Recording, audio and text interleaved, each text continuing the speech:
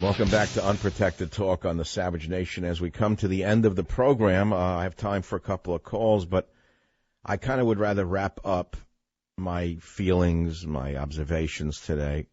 We're living in very dangerous times, and certainly we know the threat from the Muslim extremists. That's clear as a bell. It has been for many years to those of us who have studied the Crusades, which were initiated by Muslims trying to dominate the Christian world. Of course, you learned in school that the Christian Crusaders were the villains and that the poor Muslims were only defending themselves. But the Christian Crusades, per se, were counter-crusades against the Muslim invasions. You don't know any of that. I don't blame you. The educational system is completely warped. When I look back on my body of work from the 90s till now, from 94 when I began a radio to now, and I look at my articles, my books, all of this tells me that our entire problem as a nation can be wrapped up because of the immigration problem. It goes all the way back to the open borders that were established primarily by Bill Clinton.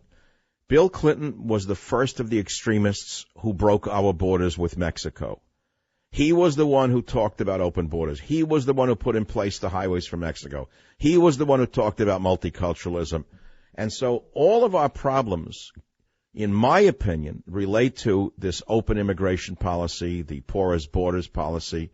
This is why America's culture has been decimated.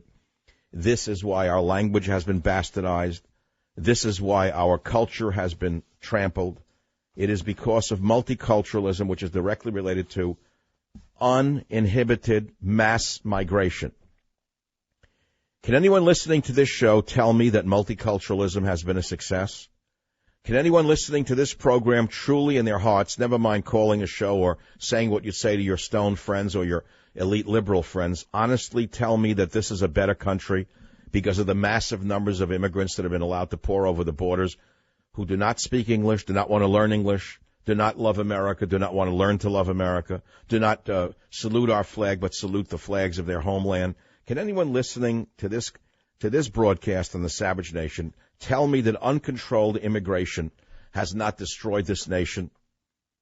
I think that if you analyze what I'm saying to you, you'll see that the fifth column, living within our own nation, consists largely amongst multiculturalists in the Democrat and Republican parties.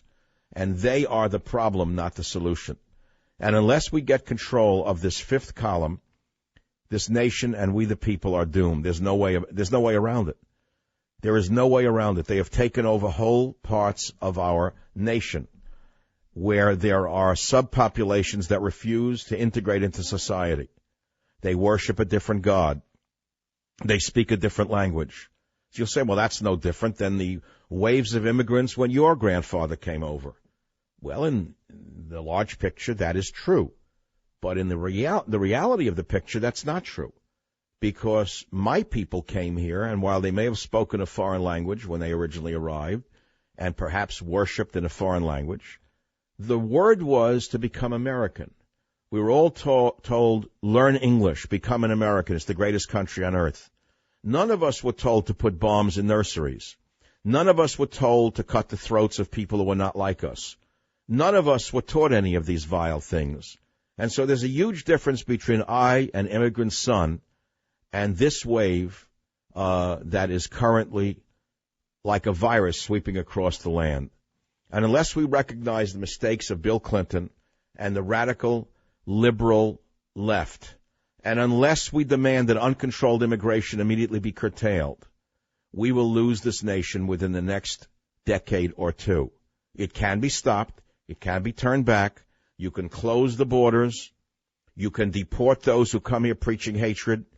You can make those who leave the nation and go train in these foreign lands persona non grata and prohibit them from ever returning, or upon their return, put them into a supermax prison. There are many things that must be done. Unfortunately, John Boehner is not the man to do it. And on that note, it's been a very tough week for all of us, a very rough week for all of us. And the week, fortunately, ended with the death of these throwbacks, but unfortunately with the death of 4 Jewish people who were held hostage. And once again, as in the 1930s, the Jews are the canary in the coal mine. Make no mistake about it, Hitler is back, only he doesn't speak German this time, and he doesn't have a swastika on his arm. He speaks Arabic, and he's wearing a headscarf.